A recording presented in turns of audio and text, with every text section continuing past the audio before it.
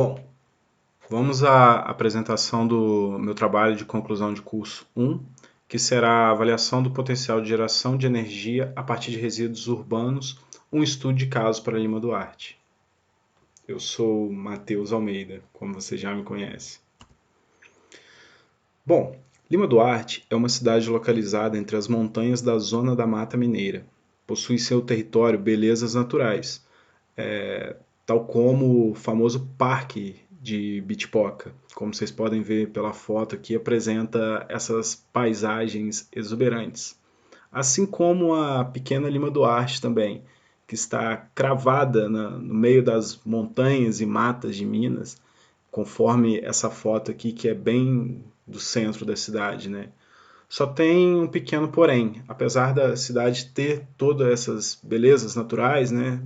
Toda essa mata, ela não faz o devido tratamento do seu esgoto doméstico, sólido e líquido, devolvendo-os diretamente de volta à natureza. Bom, atualmente, um dos principais temas das agendas políticas internacionais é a preocupação com o fornecimento de energia, poluição ambiental e redução da emissão de carbono. Como podemos ver nos gráficos de matriz energética, a matriz energética mundial se baseia em combustível, energias não renováveis. E nós, aqui no Brasil, não estamos muito distantes disso, sendo um pouco mais de 50% de combustível. Opa, um pouco mais eu falei errado. Somos um pouco melhor do que a matriz energética mundial, mas mesmo assim ainda não estamos dando um grande exemplo. Como podemos ver aqui na matriz elétrica mundial, que o mundo inteiro produz a sua energia baseada em combustível fóssil e não renovável, e nós brasileiros damos um exemplo um pouco melhor, do qual a nossa grande parte de matriz elétrica é gerada por meio de combustíveis renováveis. Mas em compensação, a nossa energia se baseia em fontes hídricas, né? Com 64,9% de origem de energia hidráulica, né? De hidrelétrica, ou seja, ficamos reféns de grandes períodos chuvosos e enfrentamos certas dificuldades em períodos secos. Isso que eu falei se exemplifica nessa charge, né? Quando temos uma crise hídrica no Brasil.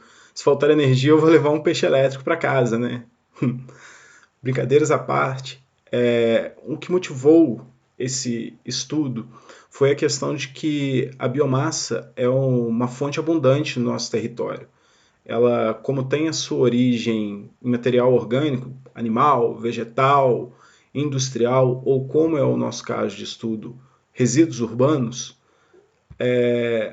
podemos ter uma fonte inesgotável de energia sem passar essa dificuldade desses senhores aí da charge, né? E uma outra questão foi a resolução normativa número 482 envolvida pela ANEEL, que incentiva a micro e mini geração distribuída, regulamentando a conexão de rede e prevê ganhos na forma de crédito. Ou seja, se você produz o que você gasta, você fica no 0 a 0. Se você produz mais do que você gasta, você recebe um crédito para quando você tiver uma manutenção ou você recebe algum estorno, um retorno financeiro e por aí vai, né? Que torna essa normativa muito interessante para empreendimentos energéticos, né? Bom, o nosso objetivo geral é estimar o potencial energético proveniente da biomassa residual líquida e sólida produzida no município de Lima Duarte e propor soluções que sejam viáveis do ponto de vista financeiro e ambiental num curto e longo prazo para o poder público local. Ou seja, nós temos dois passivos, que é a questão da poluição dos dejetos sólidos e líquidos do esgoto doméstico sendo jogado de volta à natureza, e a questão do poder público gastar um grande dinheiro, uma grande verba com iluminação. Se nós conseguirmos, através desses resíduos de esgoto, zerarmos esse gasto ou chegarmos próximo disso, transformaríamos esses dois passivos num ativo, né, único, que é o não gasto com energia e, ao mesmo tempo, uma melhoria no meio ambiente da cidade, né? Até que serviria de exemplo para outras cidades pequenas que temos no interior da região da Zona da Mata, Minas Gerais e até mesmo todo o território nacional. Bom, os nossos objetivos específicos são analisar o plano de gerenciamento de resíduos sólidos do município, de estudos a fim de uma estimativa da quantidade de resíduos produzidos, aplicar metodologias de conversão energética para a biomassa, utilizando os fatores médios disponíveis na literatura técnica, dimensionar de forma otimizada um sistema de geração para a tecnologia de conversão bioquímica, avaliar a viabilidade financeira e ambiental para uma possível implementação no ambiente, conforme eu falei anteriormente. E aqui eu quis colocar essa foto porque ela, apesar da matriz aqui não estar na mesma cor de parede, né, ela não ter passado pela reforma, ela é de um ângulo oposto à outra, que mostra o centro da cidade, a região central da cidade, como realmente ela está cravada no meio das montanhas, e é uma cidade com muito verde e muita natureza ao seu redor, né? Bom, numa consulta prévia aos órgãos públicos municipais de Lima Duarte, nós conseguimos extrair essas informações, como o número total de habitantes, área e o esgotamento total do município. Um outro fato relevante foi o Plano de Município de Saneamento Básico ser de 2013 e ele apresenta uma estimativa de produção de resíduos sólidos e orgânicos do esgoto doméstico para 40 anos. Ou seja, nós conseguimos trabalhar dados até 2053. E esses dados serão usados para que possamos fazer uma estimativa do potencial de geração elétrica com base na metodologia proposta por Oliveira et al. Bom, aqui aqui está uma tabela de volume de esgoto utilizada para a região sudeste, da qual conseguimos calcular todo o volume e a cerca de tonelada do que produzimos, né? E o que temos de material a ser trabalhado. Bom, aqui como se dará o funcionamento do empreendimento, né? Da conversão de biomassa para energia elétrica. Nós vamos dimensionar dois sistemas em séries, uma vez que um deles converte a biomassa em biogás e o outro em biometano energia elétrica, como demonstra a figura 10 aqui, ó.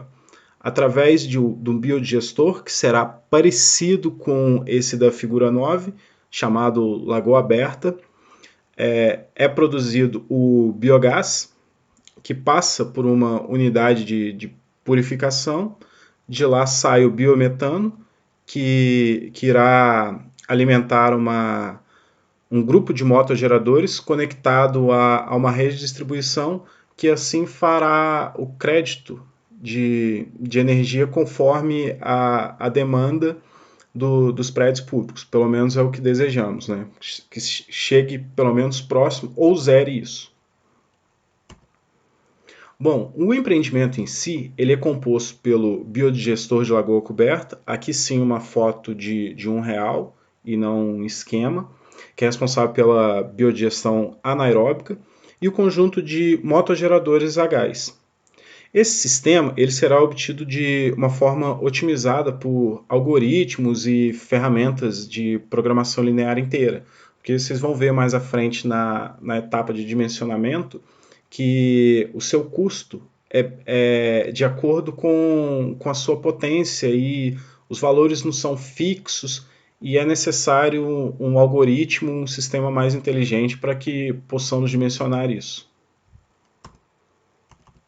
Bom, aqui já entra mais na parte de dimensionamento, como eu falei antes. Como calculamos o volume total de resíduos, proporção na fase gasosas, fatores que iremos levar em conta para os futuros cálculos, como questão de área, de raio, variação do raio da bolsa, que é a parte de cima do biodigestor, como vou mostrar aqui, ó, nesse cálculo, nesse dimensionamento de área e volume do biodigestor. Aqui entra aquilo que eu falei lá atrás sobre os motogeradores, a relação de custo e potência que varia, vai aqui ó, de um de 2,5 kVA, custa R$ 472, até um de 75 kVA de R$ 9.100. Qual deles seria mais interessante para a gente comprar? Será que vários de 75 ou mesclado? E por isso a gente necessita de uma combinação que seja viável economicamente para minimizar os custos e por isso justifica a utilização de softwares e algoritmos de programação inteira.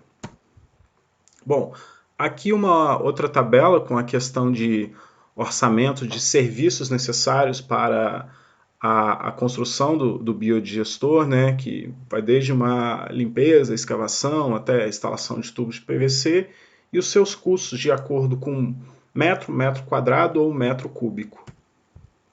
Bom, por fim, analisando o consumo de energia dos prédios públicos do município dos últimos anos, será possível efetuar alguns cálculos de indicadores e assim obtermos a parcela de atendimento à demanda proporcionada pelo sistema, valor presente líquido, prazo de retorno de investimento simples e descontado, relação custo-benefício e taxa interna de retorno, estimar e, por último, mas nem menos importante, estimar a redução das emissões de CO2 a partir da utilização de uma fonte de balanço neutro de carbono, como Oliveira et al. Propôs para nós. E sim, levar assim uma diminuição do nosso, como eu vou dizer, do nosso agravamento ambiental, né? Que a gente ferir menos o meio ambiente, principalmente em lugares bonitos como esses mostrados nas fotos anteriores, né? Como eu falei lá, iremos necessitar de softwares de programação inteira e inteligência artificial, né? Que seria, no caso, o Jupyter e o MATLAB, um deles, no caso. Bom, aqui estão as referências da qual eu usei e irei usar para o meu segundo trabalho. E aqui eu encerro a minha fala. Gostaria de agradecer especialmente a professora Isabela por ter topado e ser minha orientadora e participado do meu trabalho, ao meu co-orientador, o professor e amigo Augusto, que é um grande amigo e já vem conversando e trabalhando comigo sobre esse tema há alguns anos. E também aos meus professores avaliadores, eu agradeço muito a atenção de vocês. Uma boa tarde.